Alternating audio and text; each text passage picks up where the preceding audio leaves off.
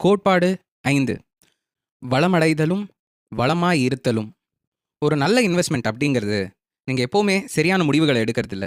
ஆனால் அடி வாங்காமல் எப்படி இருக்கும்ன்றது தெரிஞ்சுக்கிறது தான்.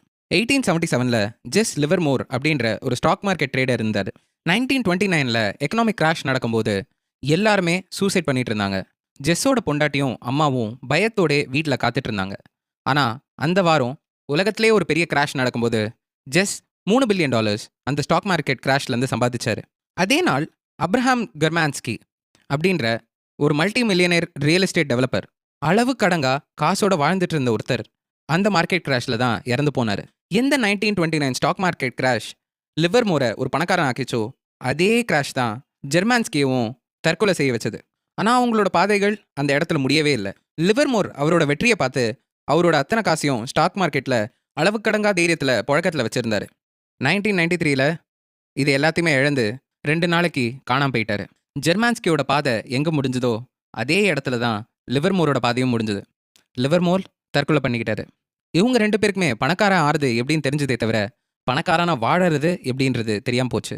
அவங்க 2 பேரோட காலகட்டம் வேறையாக இருந்தால் கூட அவங்க 2 பேருமே செஞ்ச தப்பு இந்த முக்கியமான விஷயத்தை புரிஞ்சுக்காம இருந்தது தான்.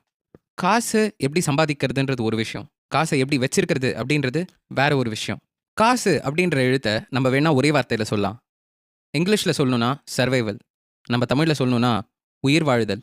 கேபிட்டலிசம் நிறைய இடத்துல நடந்துட்டு தான் இருக்குது அண்ட் அது ரொம்ப கஷ்டமான விஷயம்தான். ஆனால் அந்த கேபிட்டலிசம் நடக்கிறதுக்கான ஒரே காரணம் என்னென்னா காசை சம்பாதிக்கிறதும் காசை பயன்படுத்தி வச்சுக்க தெரிஞ்சுக்கிறதுன்றதும் தனித்தனி திறமையாக இருக்கிறதுனால. காசு சம்பாதிக்கணும்னா நீங்கள் நிறைய ரிஸ்க் எடுக்கணும், நிறைய விஷயங்கள் பண்ணணும், நிறைய பாதைகளை தாண்டி போகணும். ஆனால் அதே நேரத்தில் காசை வச்சுக்க தெரியணும்னா நம்ம நிறைய ரிஸ்க் எடுக்கக்கூடாது. நம்ம கொஞ்சமாவது பயம் வச்சுருக்கணும், அதே நேரத்தில் கொஞ்சமாவது அடக்கமாக இருக்க தெரிஞ்சுக்கணும். இதனால தான் காசுன்றது உயிர் வாழுதல் அப்படின்ற ஒரே வார்த்தையில் முடிக்க வேண்டியதாக இருக்குது. இவ்வளோ போட்டியும் இவ்வளோ தேவையும் இவ்வளோ பிரச்சனைகளும் இருக்கிற இந்த உலகத்தில் உயிர் வாழுதலுக்கு தேவையான மனநிலை நமக்கு வேணும்னா நம்ம 3 விஷயம் செஞ்சாகணும். 1, மனநிலை. எனக்கு அதிக லாபம் வேணுன்றதை விட நான் பொருளாதாரமாக உடையாமல் இருக்கணும். நான் எந்த அளவுக்கு உடையாமல் இருக்கேனோ அந்த அளவுக்கு நேரம் என்னோட காசை பல மடங்கு ஆக்கலாம். அந்த விதத்தில் எனக்கு தேவையான லாபம் இன்னும் அதிகமாகவே கிடைக்கும். யாருக்கு தான் ஒரு வளர்கிற ஸ்டாக்கை நிறுத்தி வைக்க தோணும்? கண்டிப்பாக யாருக்குமே தோணாது.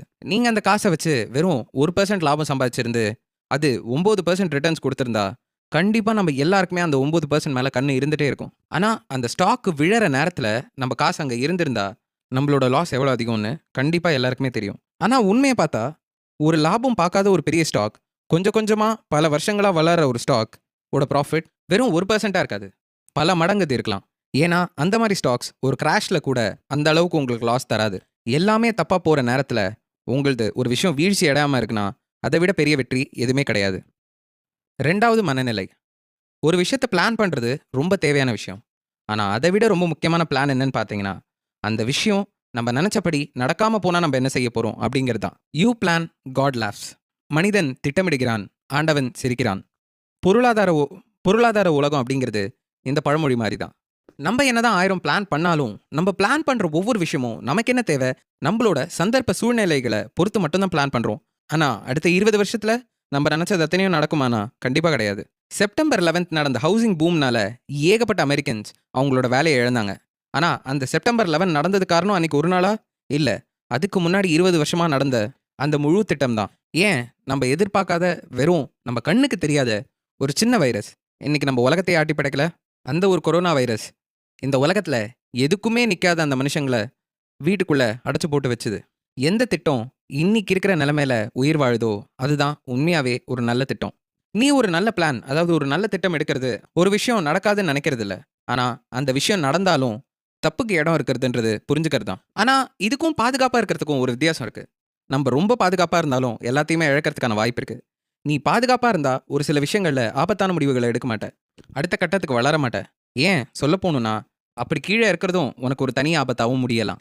நீ எடுக்கிற ஆபத்தும் சந்தர்ப்பமும் எந்த வழியில் போனாலும் அது எந்த அளவுக்கு உனக்கு சாதகமாக முடியுன்றத புரிஞ்சுக்கிறது தான் ஒரு நல்ல பிளான். 3, மனநிலை. நம்மளோட வருங்காலத்தில் எப்படி போகிறோன்றதை பற்றி கண்டிப்பாக நம்மக்கிட்ட நம்பிக்கை இருக்கணும். ஆனால் அதே நேரத்தில் அந்த வருங்காலத்தை அடையிறத எது தடுக்குது அப்படிங்கிறதையும் புரிஞ்சுக்கணும். நம்பிக்கை அப்படிங்கிறது வாழ்க்கையில் ஒரு நல்ல விஷயந்தான். ஆனால் நம்மளை சுற்றி எல்லாமே நல்லா நடக்கும், நம்ம செய்கிறது எல்லாமே நல்லா தான் நடக்கும்னு நினைக்கிறது நம்பிக்கை கிடையாது. நம்பிக்கைங்கிறது தவறான விஷயம் நடக்கும். கண்டிப்பா தவறான விஷயம் நடக்கும். ஆனா, ஒரு விஷயம் நடந்தா, எவ்ளோ மோசமா போனாலும், அத தாண்டி நம்மளால உயிர் வாழ முடியும்ன்றது தான் உண்மையான நம்பிக்கை. பல வருஷத்துக்கு முன்னாடி நம்ம கிட்ட சரியான வேலைகள் கிடையாது. நம்ம கிட்ட சரியான மக்கள் கிடையாது. பலவிதமான பொருளாதார வீழ்ச்சிகள் வந்தது. அது மட்டும் இல்லாம, பலவிதமான பெரிய பெரிய பிரச்சனைகளும் வந்தது. அப்படின்னு சொன்னா நீங்க நம்பாம இருப்பீங்களா? ஆனா 20 வருஷத்துல அவ்ளோ விஷயங்கள் நடந்தது. அது சுனாமியிலருந்து, 9/11 அட்டாக்லருந்து, 2008 மார்க்கெட் கிராஷ்லருந்து, ஏன் இன்னைக்கு இருக்கிற கொரோனா வைரஸ் வரைக்கும் உண்மை இல்லன்னு நம்மளால சொல்லவே முடியாது.